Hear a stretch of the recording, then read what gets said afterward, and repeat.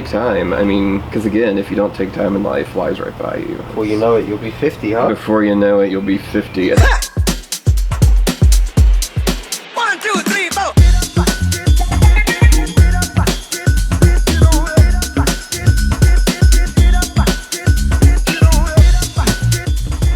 Right, good morning everyone. So I'm with Chris that I met on couchsurfing. He let me stay at his place in Nashville, and obviously you know the drill. As he let me stay with him, we're going to give him a haircut as a thank you. Besides the dinner I took him for yesterday as well. So let's have a chat with Chris. So what would you like to do with your hair? It's looking fluffy. Definitely needs to be shorter, right? Okay. Yeah.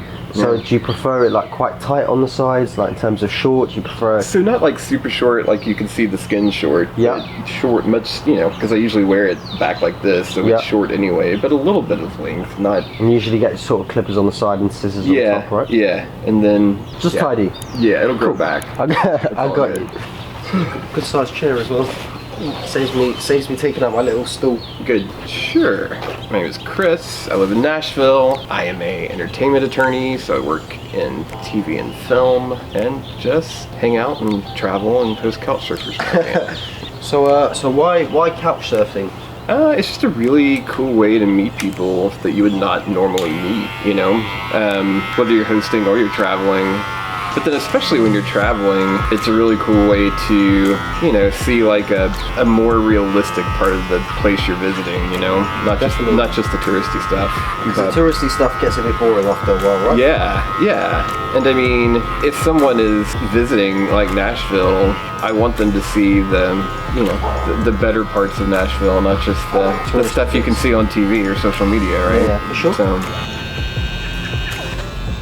honestly, and I'm not just saying this because you're standing there, but London's one of my favorite cities. What was it about London that resonated with you so much? I get in trouble for saying this, but it's like a cleaner New York.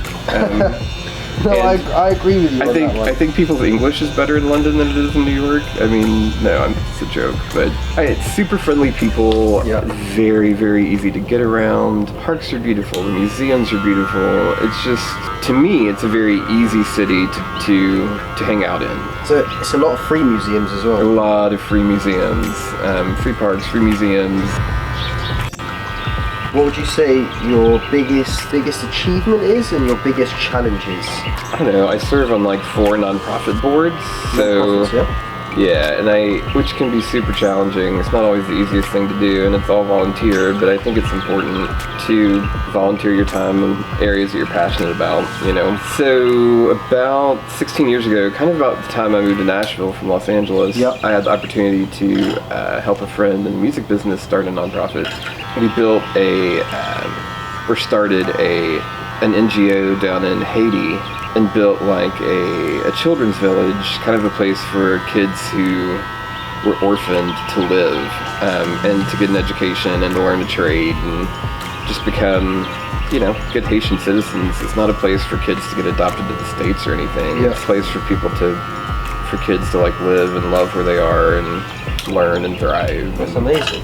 And it's I only worked with it for the first couple of years, but it's been very successful. And is that where you find the most sort of like fulfillment when you're giving back to people? Yeah, I think so. I mean, I really do love volunteer work, and it's just something that's always been ingrained in me. And I think, you know, people do it for different reasons, but, you know, whether you're a person of faith and that compels you to do it, or you're just a person who believes you were given a certain amount and you should give back. I mean, whatever the reason. Each reason's different for each person. For sure. You know, the danger too as you get older, like you're doing something really cool at a good age where you can travel and do something fantastic. And I think in your 20s and 30s, there are so many things that are new and exciting. And the danger when you get older is that you just kind of fall into a routine. Right? You know, when you're younger, you're discovering things, you're learning things, you're trying new jobs, and then it's taking risk as well. You're willing to take the risk. And then the older you get, the more, you know, married, single, it doesn't matter, but if you own a house, you buy a house, you have a mortgage, you have more responsibility, you can let life kind of get stagnant or stale a little bit. And so I think, you know, big birthdays are always a great time to, you know, reevaluate. I never want to just be stagnant and bored, right? I mean, I think especially Americans, we have a tendency to, I don't know, grow lazy, but definitely grow stagnant, or sit around and watch TV and watch other people have experiences when you should be out. Live vicariously through other people when they should be actually the You should be out doing it yourself. And I mean, like, I'm totally guilty of that. Like, I'll pile up on the couch and watch some show about like home renovation, and I'm like, oh, you know, I could actually be doing that myself rather than watch somebody else. Yeah, you know, we all have responsibilities that we have to live up to, and I'm not saying don't do that, but you definitely have to take a bit of risk sometimes. Take a little risk sometimes. Do the crazy thing, you know. Hop a flight to wherever for a couple of days. You know, don't take it all too seriously. So we're coming to the end of your transformation haircut. Uh-oh. When's the last time you had a haircut, by the way? Probably 6 weeks. My hair grows really fast. Yeah. Thick as well, so it looks like it grows even thicker. Yep. I'm going to thin it out. Yeah, great. That'd be great. Yeah. So it gives you a bit more longevity in it. Just before we obviously finish, for the young kids watching and anyone watching, and maybe even if you were speaking to a younger version of yourself, even though you are young, 50 is still young. I think society makes us feel like 50 is right. What would you say is the best advice or the biggest lesson that you'd want to tell yourself if you were watching right now? Do the thing you want to do. Like, take the risk. Don't always, you know, being comfortable is not always the best. What's that old saying? You know, ships weren't meant to stay in the harbor. You know, that's very true. Right. I mean, well, you only grow when you're uncomfortable. Right. I mean, there's a lot of lessons to be learned in success, and there's a lot of lessons to be learned in failure. And I think we're too scared of failure, or we're too scared of risk, and I don't know. I mean, like, you can learn some great things about yourself through those things, right?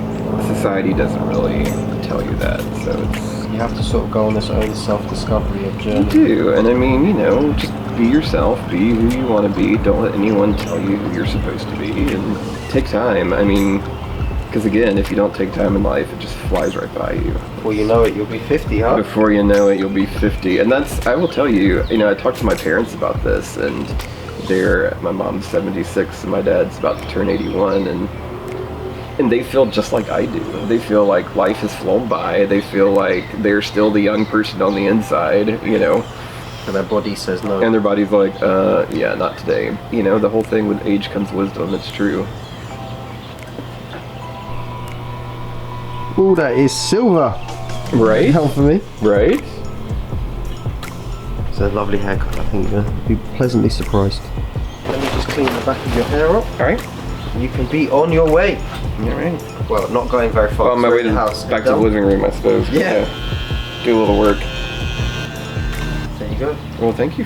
My pleasure, man. I appreciate it. Thank you for having me in your home. Of course. Thank you. Thank you so much, man. Absolutely. First trim of the day done. Let's get to downtown Nashville. You should.